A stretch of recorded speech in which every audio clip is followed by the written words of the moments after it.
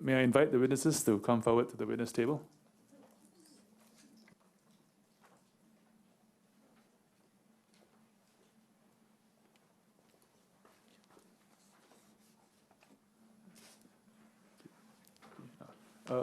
For the record, could you please state your name and the position you hold in your organization? Mathew Mathews from the Institute of Policy Studies, and I'm making this representation in my personal capacity. Okay. The evidence you will be giving today before the committee will be taken on oath. If you so desire, you can take an affirmation. Clerk will now administer the oath.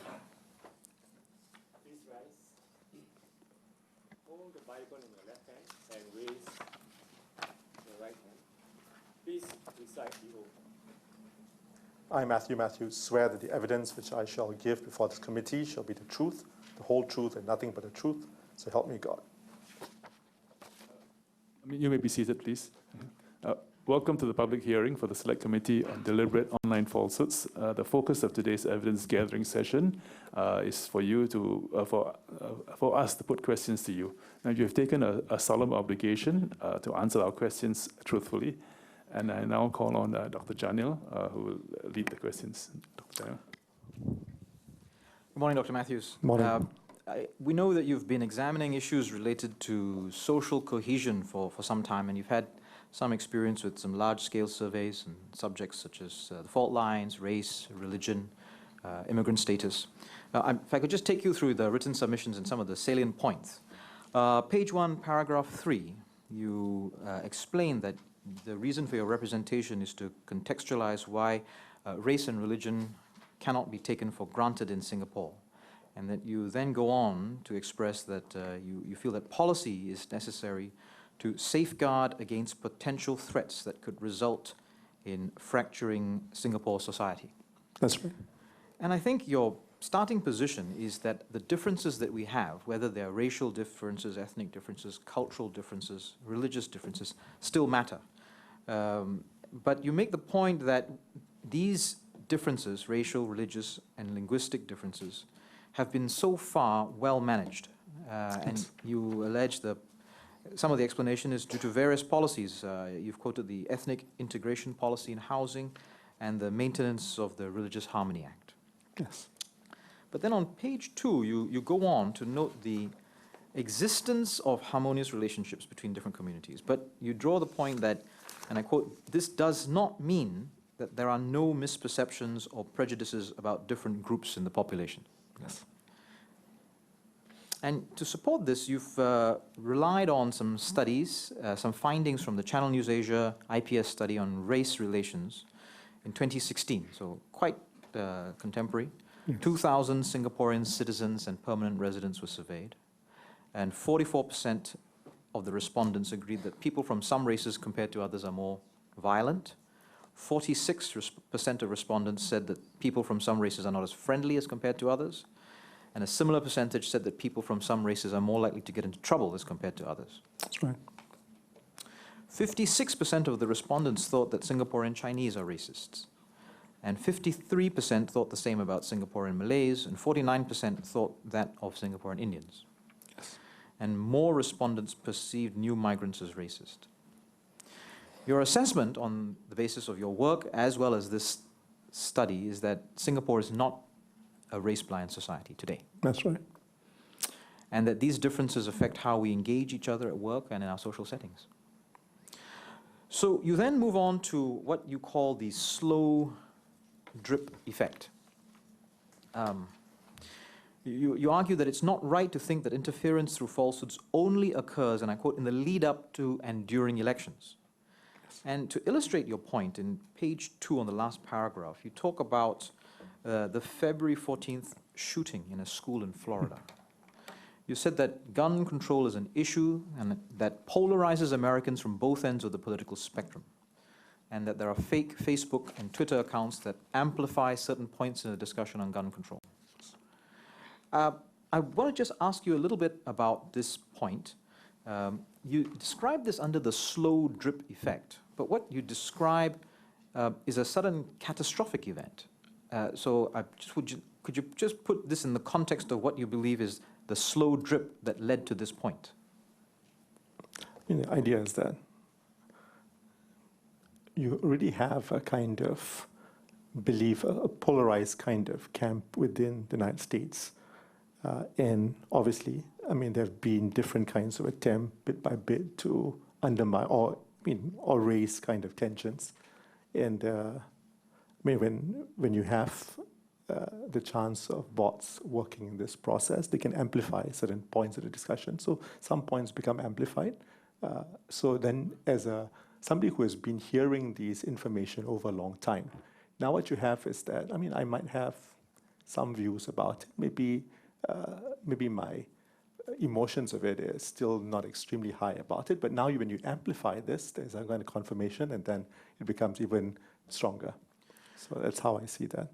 So can I put it to you that your example is to illustrate the idea that there's an ongoing effect around sort of a low-level Yes. type of deliberate online falsehoods, and then punctuated by some high-level, high-visibility events, but actually these two types of processes have a significant interrelationship between the two of them? That's right, yes. You went on in page 3 on the third paragraph to describe a local example. You refer to the Real Singapore website claiming falsely about a Filipino family had complained about some Singaporeans playing musical instruments during the annual Thaipusam procession in 2015, which led to a commotion between Hindu participants and the police, end quotes. And in fact, no such complaint had occurred. That's right. You observed that people very quickly believed the online story without questioning the veracity of the facts. And there were also comments that were maligning Filipinos. So this is a local example, and would you say that this local example has a parallel with the United States example of that relationship between the slow drip effect, the ongoing online falsehoods versus a catastrophic or singular event? So what I would say is that, I mean, if you look at some websites, you know that there's already some kind of antagonism against different groups. And when you have a sudden situation, I mean, and of course this falsehood is made in reference to that, then of course there's a sudden heated kind of view about it. Earlier on, maybe the kind of take-up was, nonchalant. Of course, people have views, but maybe not so strong, but now you have a sudden exaggeration of those views. So it gets amplified. And of course, if you have a mistruth, then this becomes even more salient. So the ability for, when something particularly noxious happens, for that to spread quickly is predicated upon the erosion of trust that happens on an ongoing basis. Yes, that's what I believe. And the fact that it has spread quickly then reinforces the next cycle of slow erosion. That's right. So your conclusion is that at all times, this is page 3, third last paragraph, we must protect against online falsehood that seek to harm our fabric. And it's necessary to tackle these falsehoods quickly. Otherwise, in combination, these acts could have a corrosive effect and destroy the cohesion and harmony between the different racial and religious groups in Singapore. That's generally, That's right. You would agree with that. So if we then think of the impact of a major catastrophe, this is your page 4 of your submission, in the next section, you talk about fault lines can be accentuated during crisis situations. And to support this, you describe a CNA survey dealing with community trust after a hypothetical terror attack, and you've provided your expertise to CNA on this study. And the study found that around 60% of Chinese respondents thought that less than half of Malays or Indians would return their wallet if they dropped it in a shopping mall. The respondents were asked to imagine a situation where a bomb exploded on an MRT station, killing 15 and wounding 40 people. And various scenarios of the identity of the perpetrators of the attack were then presented. So 2 in 5 non-Muslims said that their community would view Muslims with suspicion, while more than a third, 35%, would be angry with them if the attack was planned by an overseas Muslim organization. And 45% said they would take precautions when they are physically near people of other religions if that religion was associated with the attack. That's right. So the idea that the label or the categorization around race and religion from the perpetrator and the stereotype associated with that would then be transferred across to the rest of the community today in Singapore. That's right. In the long term, over 50% said that Singaporeans will remain suspicious of the religion in question for more than a year. Yes. So the race and the religion of the perpetrator would have a disproportionate view on how the act was viewed. A disproportionate effect, I beg your pardon, on how the act was viewed. You go on to say that when people are suspicious and anxious, you think they would be more likely to spread unverified messages or reports, and you refer to this example of a woman wearing a hijab and talking on the phone at the site of the London Westminster Bridge attack in 2017. And thousands of people shared that picture, which claimed that the woman was indifferent to the suffering of victims, but it was later revealed that the image was shared by a fake Twitter account. Mm-hmm. That's right. You imagine something similar could happen in Singapore. Yes. You also note that in Singapore, anti-Muslim sentiments are on the rise in the wake of a number of recent detentions of radicalized individuals. And based on the survey, you note that 44% of respondents said that as a result of global terror, there's suspicion about some religious communities, and 47% said that some religious communities are being mocked because of their association with terror. That's right. So you assess that it's important for us to be alert to efforts by others to undermine social cohesion in Singapore. And you've listed some possible others. This includes foreign governments and ideologically driven groups. That's right. So you go on to suggest that there are some countermeasures, sufficient legislation to curb the exposure of Singaporeans to such falsehoods. This is page 5 in your second last paragraph. To allow Singapore to counter targeted campaigns against social trust. And you, page 6, if you turn over the first paragraph, you propose a mechanism to empower the government to stop access to media sites that carry deliberate online falsehoods which can threaten Singapore's social harmony. And that this mechanism should kick in quickly. You presume quickly from when the falsehood is actually put up. And since some sites might be based overseas, there must be adequate provision to block these sites if it is deemed as necessary. That's right. You go on to suggest that an independent committee should hear appeals to remove the bans of such sites if the owners of such websites contest their ban. Do you have views on what this independent committee might look like? I think one is, of course, it should have experts from different fields and different areas so that we can have a kind of balanced look at it. I think in general, I mean, if it's a concerted effort by a foreign power, for instance, I think to me, I think it's quite obvious that I think most people would agree that we should just ban those, insidious kind of attacks. I think sometimes when it's in a grey site, I think you want to have independent-minded people so that there will be no contest that there's an attempt to stop free speech if people look at this as being a free speech issue. So then I think you want to have a kind of good mix. But I say that this should only be used, this should be used as a way to contest. So and I assume that if somebody's working from Macedonia or Russia or some other place, if they put up such things, I don't think they will want to contest it. There's a little point for that. But I guess in some situations where people felt it was a credible kind of story and the government or whatever ministry or whatever agency was blocking it, was doing it too rashly, then I think it's important for an independent committee to weigh on this.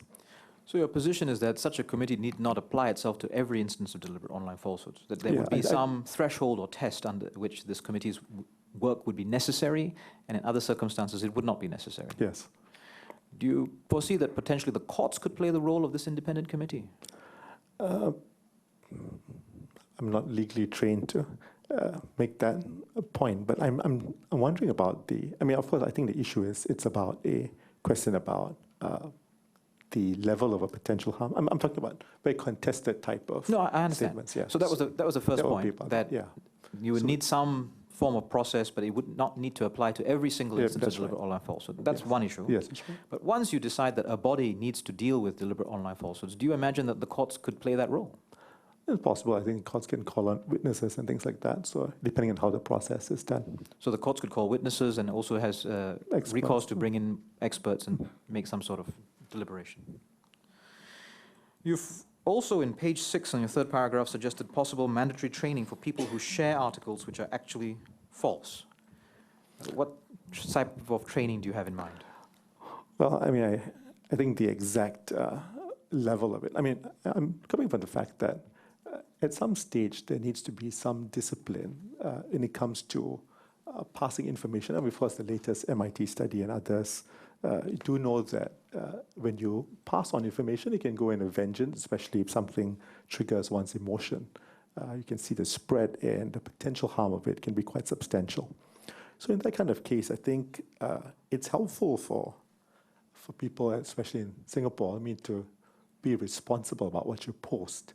And so if that's the case, then I think when you post such messages, which you got from somewhere, and it really clearly would threaten some kind of harm, then I think somehow or another somebody needs to, I guess it could be a slew of kinds of education, right? I think the most basic one would be somebody, you get an official letter to tell you that that was a falsehood, and please be reminded, go to this online training process or something like that. I think in some cases, I think depending on the kind of post which is passed on, I think there might have to be some kind of agency which directly kind of helps people go through a quick process, but important process to help them to understand the gravity of the situation. And so you're suggesting this for people who have already transgressed by sharing Yes, that's right. falsities. Okay. But you then go on in your third last paragraph to suggest that any measure imposed, and I quote, must not have the unintended consequence of stifling potential useful discussion. Mm-hmm. That's right. But let's talk a little bit about this. The measure imposed, if the measure imposed was targeted, specific, and effective around a deliberate online falsehood, is there any way that that could stifle potentially useful discussion? Because I put it to you that there's nothing useful about a deliberate online falsehood. Yeah. This particular paragraph, when I talk about the chilling effect, has got to do with people sharing a particular site, a particular post, for instance. So obviously, you want to chill the people who are responsible for passing off distortions. So you don't want to, there's nothing useful about that. But I guess when somebody shares something, in potentially the kind of situation was maybe a post which said, poor research or maybe false research, but saying that, a particular community in Singapore, a particular migrant community is responsible for particular kinds of crimes or situations like that. And you pass that. Now, sometimes people do have those kind of curiosities, concerns, and rather than them bottling it up and pretending it, and not getting a chance to have it kind of verified or people to argue about it, I think there should be some mechanism by which they would be able to share that in some place. And so that's why I call for some kind of site where you actually can post that up. And in that particular site, you don't get penalized for putting it, but of course then you have people who are able to navigate the discourse and help frame it. But Dr. Mathews, I put it to you that what you're describing is situations of uncertainty and ambiguity with a question yet to be answered. That's right. But my question is not about that. My question is about the deliberate act of spreading a falsehood online. Can there be any need to protect the ability for someone to deliberately spread a known falsehood online in any useful way for our society? No, there's no need to protect that particular right. So we should not allow people to. And I'm not sure if you perhaps heard the representation made by Dr. Sun and Dr. Carol Sun in the previous session, that the ability to then spread a deliberate online falsehood actually undermines the effectiveness of our democracy and the effectiveness of trust in free speech. Would you agree with that? Yeah, that's right. Okay. And you've talked about the website that you want dedicated websites managed by community agencies in Singapore. Page 6, second paragraph. I'm a bit. Do you mean when you say agencies, this implies a state intervention, but when you say community, it implies a non-state intervention. So are you suggesting a state or a non-state approach? I'm talking about a non-state agency. I guess the word community agency is. I see. Yeah. But who would then provide the veracity and the backing to the truth of the facts put up by a community agency? And I think that there definitely needs to be some kind of link and attempt to try to, for that particular, independent group to have some kind of recourse to be able to find out, have some ways to be able to deal with the state, for instance, of get information. But even then, even without, with some things are just very hard to clarify, immediately. So you don't have, depending on the kind of remark that's made, or at least the post, or the reading. So for instance, it could be a page set up about ex-overseas Singaporeans or people who used to be migrants here or who are migrants here who are now somewhere else and laughing about Singapore, something like that. And maybe some of these things might be doctored, might be made up. And of course, in this site, there could be people who would be able to help the reader to think through and ask for, is there evidence? Is this logical? Show the other side of it. So that kind of discussion, I think that's what probably needs to be done in such a case. Thank you, Dr. Mathews. Mr. Chairman. Mr. Rahayu, you indicated you want to ask questions? Thank you, Dr. Mathews. This is just building on what SMS Janil had earlier raised. In your submission, you caution against the effect of the slow drip effect and the reality that there will be always elements that seeks to exploit the existing divisions and differences within a society. And when asked earlier, you also clarified that the emotions are there, feelings are there, and when they're amplified, this will get clearly higher. You also shared about the CNA survey dealing with community trust, and the statistics were revealed earlier about how 44% of respondents said that as a result of global terror, there is suspicion about some religious communities, and 47% said that some religious communities are being mocked at because of the association with terror. Would you say these numbers are worrying? Yes. I think you got nearly a half of Singaporeans who would, who actually, agree in the fact that there is some kind of suspicion about religious groups, and so I think that's a concern. So it would be right to say that in Singapore there is that propensity that if deliberate online falsehoods are going to focus on these areas, the results would be catastrophic to our region. Yes, I think we have. I think over the years, of course, there have been various kinds of systems to ensure we have got some kind of harmonious relationship, but much of that harmony is managed. And I think in the undercurrents, you do know that there is portions, not everybody, but there are sizable portions of individuals who either hold stronger prejudices, are more concerned, who notice some of these rifts, or part of the rifts. I believe that if somebody who is outside, who has malicious intent, they will play on those. I believe it doesn't help also that in recent times there have been announcement of detentions of radicalized individuals from within the Muslim community in Singapore. And you also mentioned that the anti-Muslim sentiments are on the rise. So what would be your view on the impact of the slow drip effect on the Malay Muslim community in Singapore in particular, given the observations you've made? Based on our survey, about a quarter, I think it's 28%, say that people link my racial community with terror activities. It's about 1 1/4, more than that. That's substantial.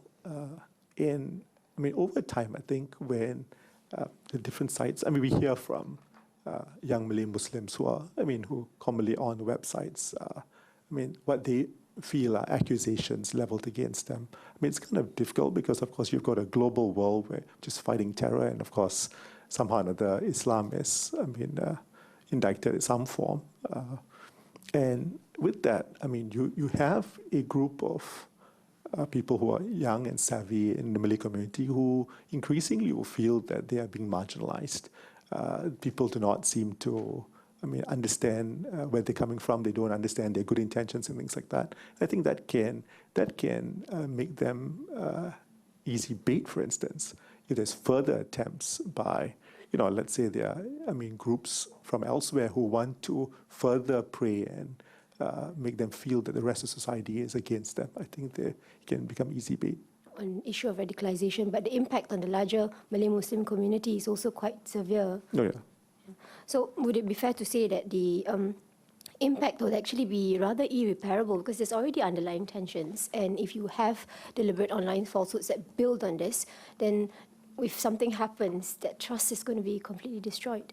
Yes, it looks like it will become something which is difficult. I think many Singaporeans, at least in the survey, seem optimistic. 1 year we should be able to get past this. We've read transcripts of people dealing with the riots many years ago, and of course there's a mix. Some people say, we're fine, but quite a few people say that it's still hard to trust. After many, many years of being interviewed, they still say it's hard to be able to trust the person who was, the other racial group. So, some of these things can have long-term effects. Thank you very much, Dr. Mathews. Dr. Mathews, good afternoon. Thank you. Good afternoon. It is quite clear to you that DOF can destabilize and destroy our social harmony that we've built up over the years. You also cautioned about the slow drip effect and that DOF is a serious and emerging problem with real consequences. You urge us to put in measures to counter these threats. One of the measures you propose is a mechanism to allow government to block such sites that threaten Singapore's social harmony. To do this, it means the need for us to identify such sites in the first place, correct? Yes. And specifically, you propose that this